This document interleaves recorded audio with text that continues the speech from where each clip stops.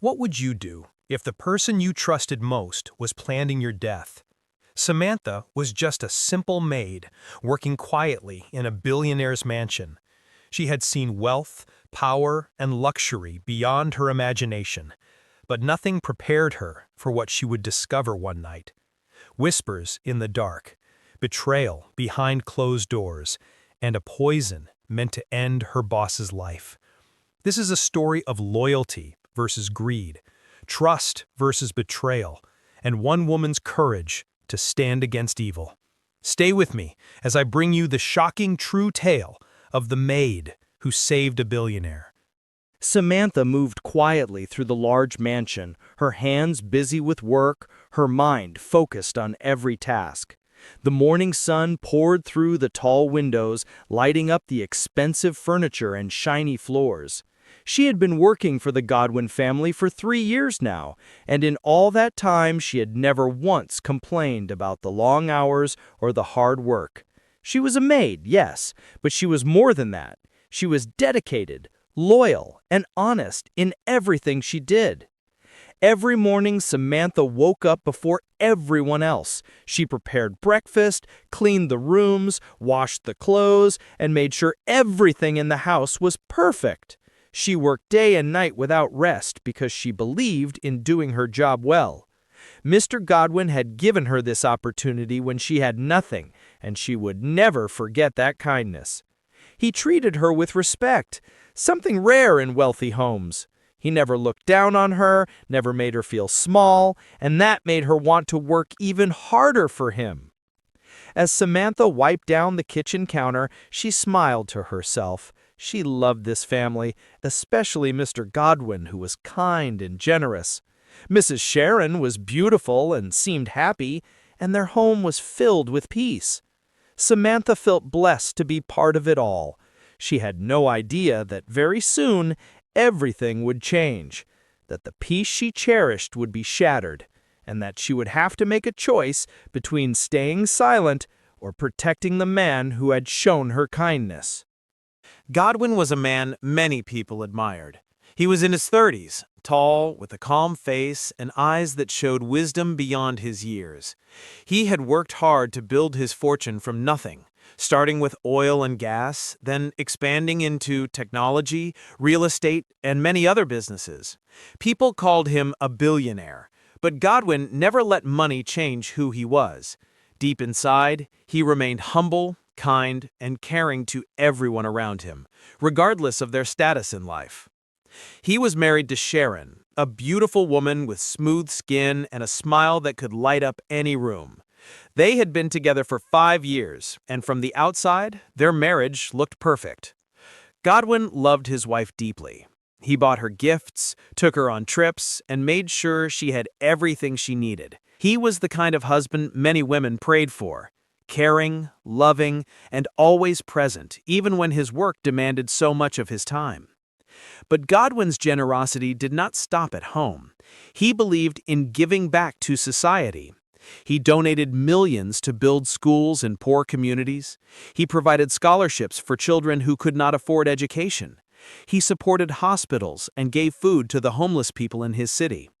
Many people in his city knew him as a man with a big heart, someone who truly cared about making the world a better place. Samantha had seen it all.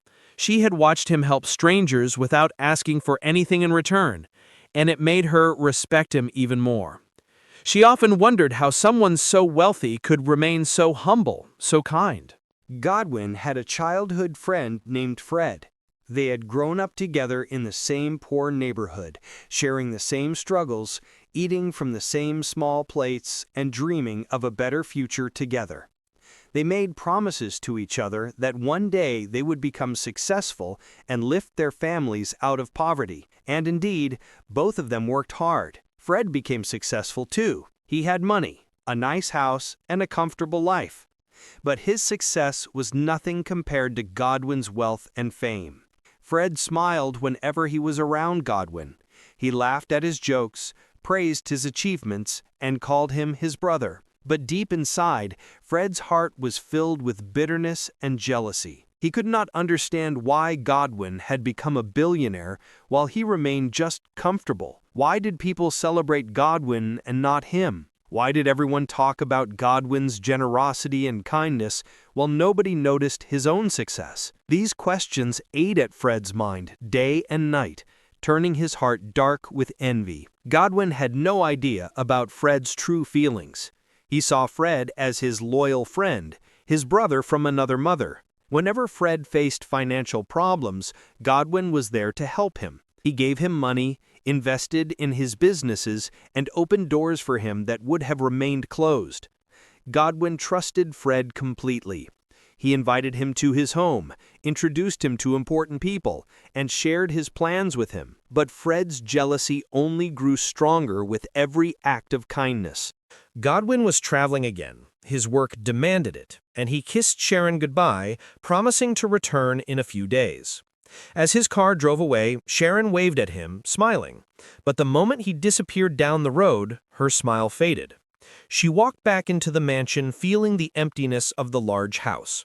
Samantha was busy in the kitchen, washing dishes and preparing lunch, when suddenly the doorbell rang.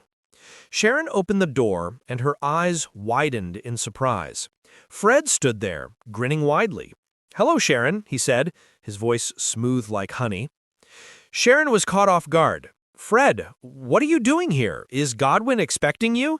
No, Fred said quickly, stepping inside.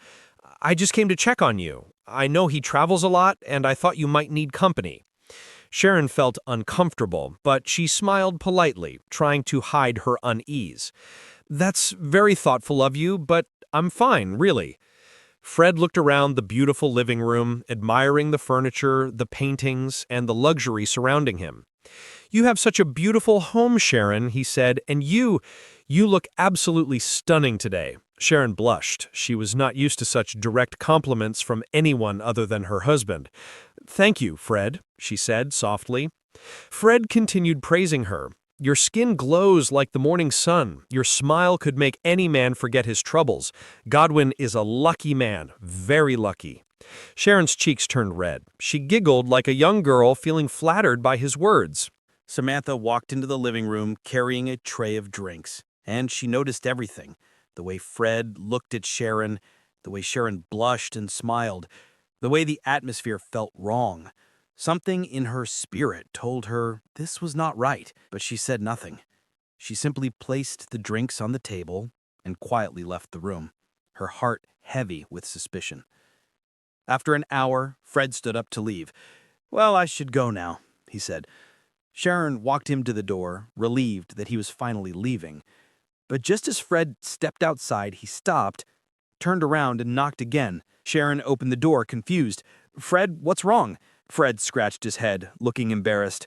"My car won't start. I don't know what happened. It was working fine earlier." Sharon hesitated for a moment, her mind racing. Should she let him stay? Should she call someone to fix the car? Fred saw her hesitation and quickly added, "I'm really sorry, Sharon. I don't want to bother you, but it's getting late, and I don't think I can get a mechanic at this hour." Sharon thought for a while, then sighed.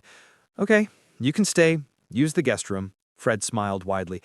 "Thank you so much, Sharon. You're very kind." And just like that, Fred was back inside the house. Samantha could not sleep that night. Something felt terribly wrong in her spirit. She lay in her small room, staring at the ceiling, her mind racing with thoughts. She had seen the way Fred looked at Sharon, the way he praised her, the way Sharon blushed and giggled like a foolish girl. Samantha knew that look. She had worked in many houses before, and she had seen how betrayal began. It always started with sweet words, with flattery, with a so-called friend who pretended to care. She tossed and turned in her bed, praying silently that her suspicions were wrong. Meanwhile, Fred was wide awake in the guest room, his eyes staring at the door, his mind focused on his plan. He had not come here by accident. His car was perfectly fine. He had disconnected a wire himself, just to have an excuse to stay the night. He waited patiently, listening to the sounds of the house, until everywhere became quiet. Then, slowly, he got up from the bed, opened his door, and tiptoed down the hallway, his heart pounding with excitement. He reached Sharon's bedroom door and gently pushed it open. It made a small creaking sound, but Sharon did not wake up. Or maybe she was pretending. Fred walked closer to her bed and whispered her name. "Sharon." Sharon! She stirred and opened her eyes, acting surprised. Fred, what are you doing here? She whispered, but her voice was not angry. It was soft, almost welcoming. Fred sat on the edge of her bed and took her hand. I couldn't sleep, Sharon, he said, his voice low and seductive. I kept thinking about you, about how beautiful you are, about how lonely you must feel when Godwin is always traveling. Sharon's heart raced. She knew this was wrong. She knew she should tell him to leave. But instead she listened as Fred continued talking, feeding her mind with lies and sweet poison. Godwin doesn't appreciate you, Sharon, Fred whispered. He's always busy, always working. He doesn't see the woman in front of him, but I see you. I've always seen you. Sharon's defenses weakened, her heart betrayed her mind, and within minutes the unthinkable happened. She betrayed her marital vows right there in the bed she shared with her husband, the bed Godwin had bought for her, the home he had built with love and hard work. All of it meant nothing in that moment as Sharon gave herself to Fred. From her room, Samantha heard whispers at first. She sat up in bed, listening carefully. Then she heard soft moans, then the sound of the bed creaking. Her heart sank. Tears filled her eyes. How could they? She thought. How could Sharon do this to Mr. Godwin, a man who loved her, a man who gave her everything?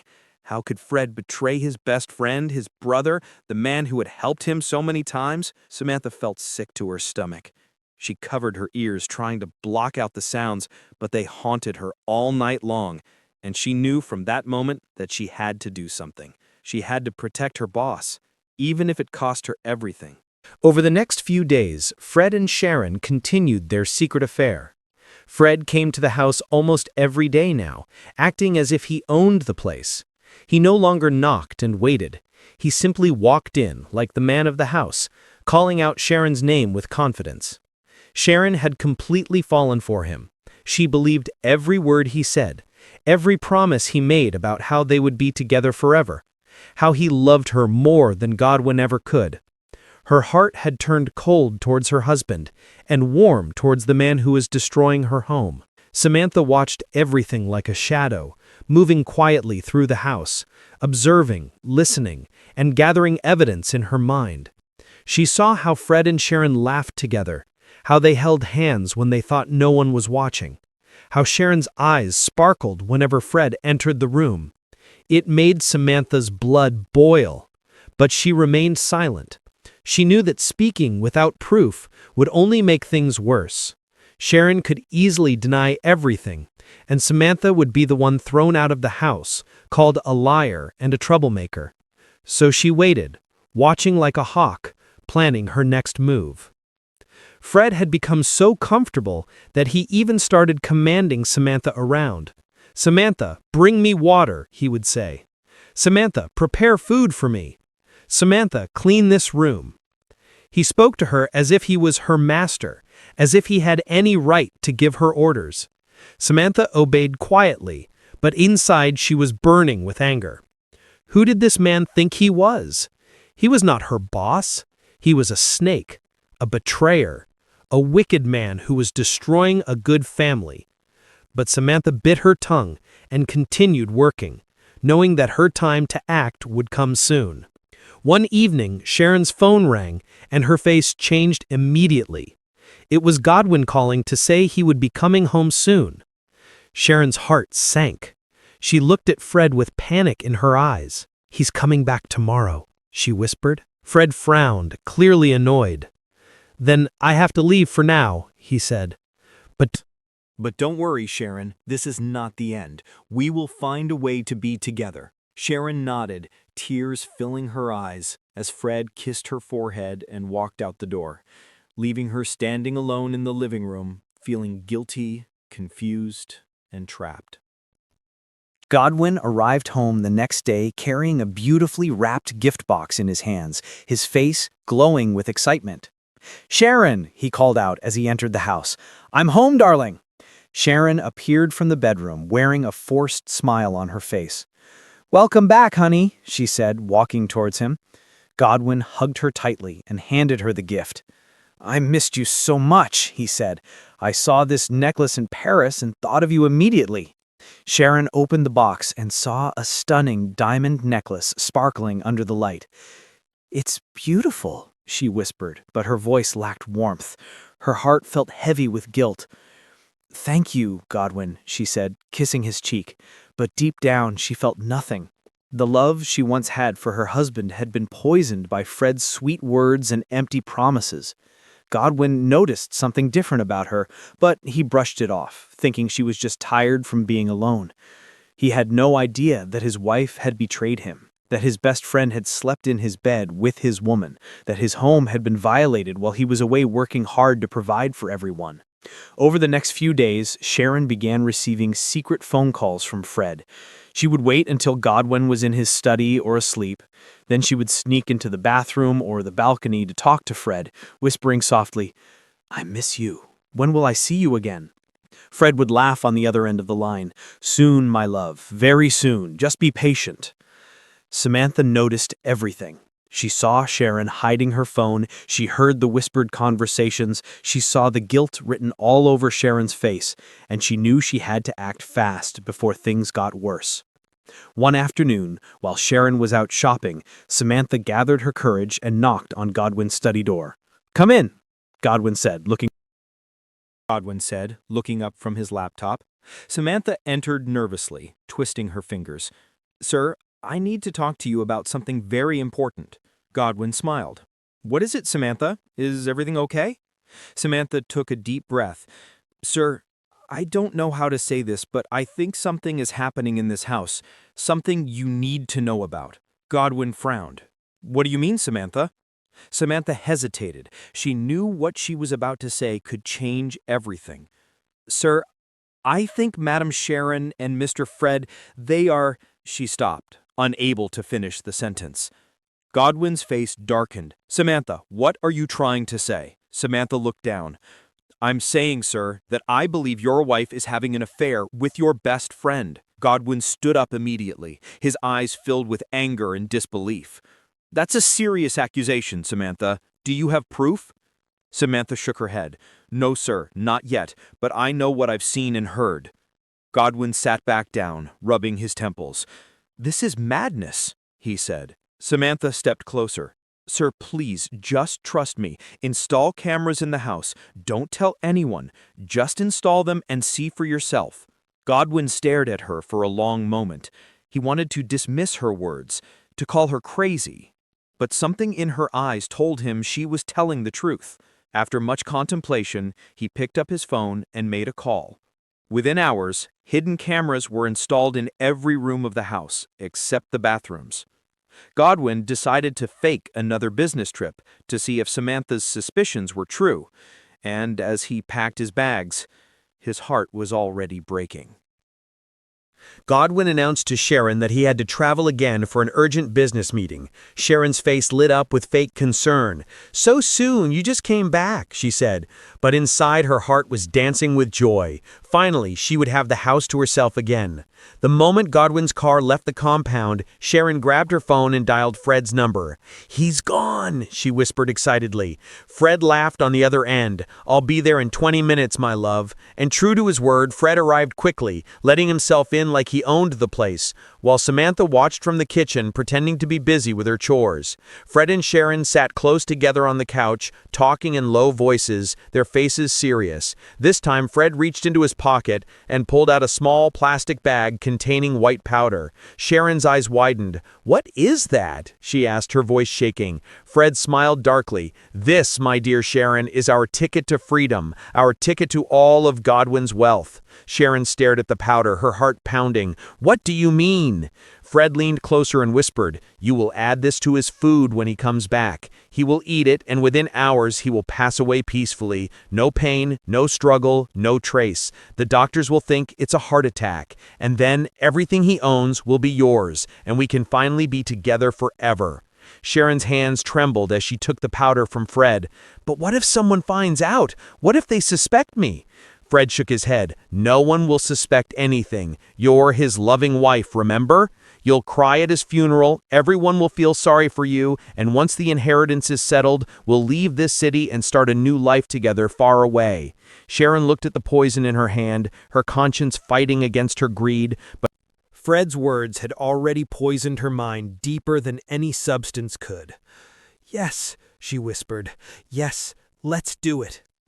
Samantha, who was standing just outside the living room, heard everything. Her heart almost stopped beating. She pressed her hand against her mouth to keep from gasping.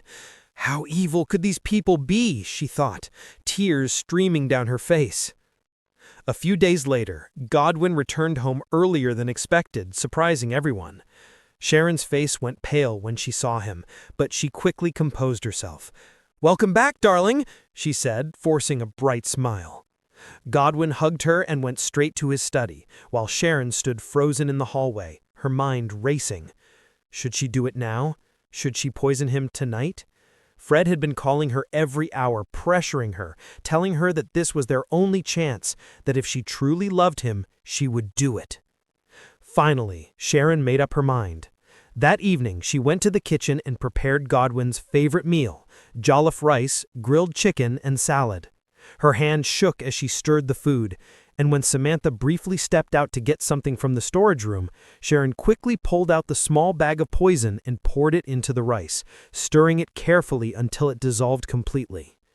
"Dinner is ready," she called out sweetly. Godwin came down from his study, smiling, looking tired but happy to be home. "You cooked for me yourself," he said, sitting at the dining table. "That's so thoughtful of you." Sharon placed the plate in front of him, her heart pounding so loudly she thought he could hear it. "Enjoy your meal, darling," she said, just as Godwin was about to take the first bite. Sharon's phone rang loudly from the living room. She hesitated. "Oh, let me get that," she said, rushing away to answer it. The moment she left, Samantha appeared from nowhere, moving quickly like lightning. "Sir, don't eat that food," she whispered urgently. "The food is poisoned." Godwin looked up at her in shock. "What?" Samantha nodded, tears in her eyes.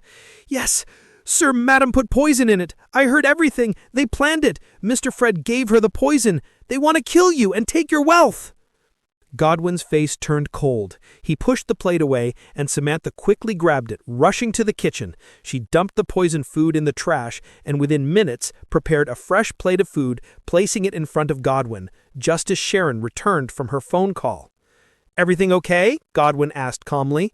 "Yes, darling," Sharon said, smiling, sitting across from him, watching eagerly as he began to eat the food, her eyes following every bite, waiting for the poison to take effect, not knowing that her evil plan had already been exposed. Chapter 9. It's done. He just collapsed. He's dead. Fred laughed loudly on the other end. "Excellent, my love, excellent. Now listen carefully. Go to his study and find all his property documents, his will, everything we need to transfer his wealth. Make sure you get everything." Sharon nodded, already moving towards the study. "I'm on it," she said. Godwin ate the fresh food slowly, pretending everything was normal, but inside his heart was shattered. He could not believe that his own wife, the woman he loved and trusted, had tried to poison him, that his best friend, Fred, had masterminded this evil plan. He chewed each bite carefully, watching Sharon from the corner of his eye, and he saw it, the way she watched him with eager eyes, the way she leaned forward slightly, waiting for him to collapse, waiting for him to die, so she could inherit his wealth and run away with Fred. The woman sitting across from him was a stranger, a murderer. After finishing the meal, Godwin stood up and stretched. "I feel so full," he said, rubbing his stomach. Sharon smiled. "Good, I'm glad you enjoyed it." Godwin walked towards the staircase, but halfway up, he suddenly stopped, clutched his chest, and stumbled. "Sharon," he gasped, "my chest, it hurts!" He fell to his knees, breathing heavily, and then collapsed completely on the floor. Samantha, who had been watching from the kitchen, immediately screamed loudly, "Madam, madam, sir has collapsed!" Sharon jumped up from her seat and rushed to Godwin's side, her face showing fake panic and concern. "Godwin! Godwin, wake up!" she cried, shaking him, but he did not move. His body lay still, his eyes closed. Samantha continued screaming, creating chaos in the house, while Sharon knelt beside her husband, tears streaming down her face. But deep inside, her heart was celebrating. It worked, she thought. The poison worked. He's gone. She held Godwin's hand, pretending to cry louder, calling his name over and over again. "Someone call an ambulance!" Samantha shouted, but Sharon stopped her. "No, wait, let me check his pulse first." Sharon placed her fingers on Godwin's neck, pretending to search for a heartbeat. Then she looked up at Samantha with fake tears in her eyes. "He's gone," she whispered. "He's gone!" Samantha cried loudly, playing her part perfectly, while Sharon stood up and walked to the bedroom, her hands shaking with excitement. She pulled out her phone and dialed Fred's number. He answered immediately. "Is it done?" he asked eagerly. "Yes," Sharon whispered, smiling through her fake tears. "It's done. He just collapsed. He's dead." She entered Godwin's study and started pulling out files from the drawers, grabbing documents, folders, and papers. Her hands moved quickly, driven by greed. She found the will, the property deeds, the bank statements, everything that proved Godwin's wealth. She stuffed them all into a large bag, her heart pounding with excitement. "Soon all of this will be mine," she thought. "Soon Fred and I will be rich and free." She called Fred again. "I have everything," she said. "All his documents, all the papers." "Good," Fred replied. "Now I'm coming over right now. We need to make sure everything is in order." Sharon smiled widely. "Yes, come quickly." Within 30 minutes, Fred arrived at the mansion. He did not bother to knock. He simply walked in like he owned the place. "Where is he?" he asked. Sharon pointed towards the living room, where Godwin's body still lay on the floor. Fred walked over, looked down at his so-called best friend, and smiled. "Good riddance," he muttered. "You always thought you were better than me. But look at you now, dead, while I take everything you worked for." He turned to Sharon and hugged her tightly. "We did it, my love! We actually did it!" Sharon kissed him passionately. "Yes, we did. Now we can finally be together." But just as they were celebrating, the front door suddenly burst open and several police officers rushed into the house. "Freeze! Don't move, both of you!" Fred and Sharon jumped apart in shock, their faces filled with confusion and terror. "What is this?" Sharon screamed. "What is happening?" One of the officers stepped forward. "You are both under arrest for attempted murder." Sharon's eyes widened. No, this is a mistake. We didn't do anything." Fred tried to run, but two officers grabbed him and pinned him to the ground. "This is insane," he shouted. "We haven't done anything wrong." And then the impossible happened. Godwin, who had been lying still on the floor, suddenly opened his eyes, sat up, and stood to his feet. Sharon and Fred's faces went completely white, as if they had seen a ghost. "Godwin, you're alive," Sharon stammered, her voice shaking. "Yes, Sharon," Godwin said coldly, "I am alive." Disappointed, Fred stared at him in disbelief, his mouth hanging open. "How? This is impossible." Godwin walked towards them, his eyes filled with pain and anger. "You poisoned my food, Sharon. You, my wife, tried to kill me. And you, Fred, my brother, my friend, you gave her the poison. You planned my death so you could steal everything I worked for." Sharon fell to her knees, crying real tears now, tears of fear and regret. "Godwin, please, please forgive me. I didn't mean it. Fred made me do it." Fred shouted at her. "What? Don't you dare blame me. You wanted this just as much as I did." Godwin shook his head in disgust. "I trusted you both. I loved you both. And this is how you repay me?" He turned to the police officers. "Take them away. They both confessed everything. It's all recorded." The officers handcuffed Fred and Sharon, dragging them towards the door. As they were being taken away, Sharon looked back at Godwin one last time. "I'm sorry," she cried. "I'm so sorry." But Godwin turned his back on her. He could not even look at her anymore. And just like that, Fred and Sharon were driven away in the police van, their dreams of wealth and freedom shattered. The case was charged to the court of law, and the entire city followed the trial with great interest. People could not believe that a wife would try to poison her own husband, that a best friend would betray his brother for money. The courtroom was packed every single day with journalists, curious citizens, and people who knew Godwin and wanted to show their support. The judge, a stern woman with gray hair and sharp eyes, listened carefully to all the evidence presented before her. Godwin's lawyer stood up and presented the camera footage showing Fred giving Sharon the poison, showing their secret meetings, showing them kissing and planning Godwin's death. The courtroom gasped in shock as they watched the videos. Then the lawyer played the audio recordings of Sharon and Fred confessing to each other how they would kill Godwin and inherit his wealth. Sharon sat in the defendant's chair crying uncontrollably, her face buried in her hands, while Fred sat stiff and silent, his eyes empty and defeated. He knew there was no escape. After several days of hearing testimonies and reviewing evidence, the judge finally made her decision. She looked at Fred and Sharon with disgust in her eyes. You both have been found guilty of conspiracy to commit murder, attempted murder, and betrayal of trust.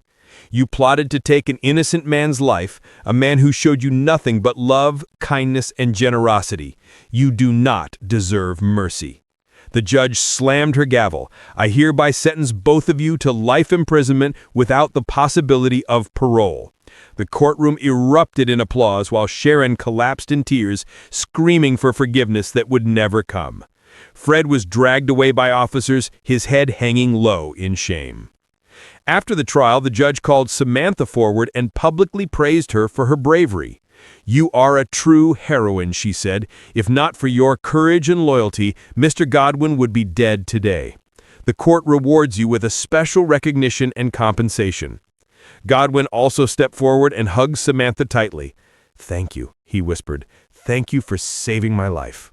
He gave her a huge financial reward and promoted her to head of his household staff, making sure she would never struggle again. Months passed, and in prison, Sharon cried every single day, regretting her foolishness, regretting how she destroyed her life for a man who never truly loved her. Fred also sat in his cell bitter and angry, realizing too late that jealousy and greed had destroyed him. Meanwhile, Godwin slowly healed from the betrayal. He focused on his work, his charity, and rebuilding his life. And Samantha remained by his side, loyal as always, a reminder that true loyalty and goodness still existed in the world. If this story touched your heart, if Samantha's bravery inspired you, don't keep it to yourself. Hit that like button right now, share this video with your friends and family, and subscribe to this channel so you never miss another powerful story like this one.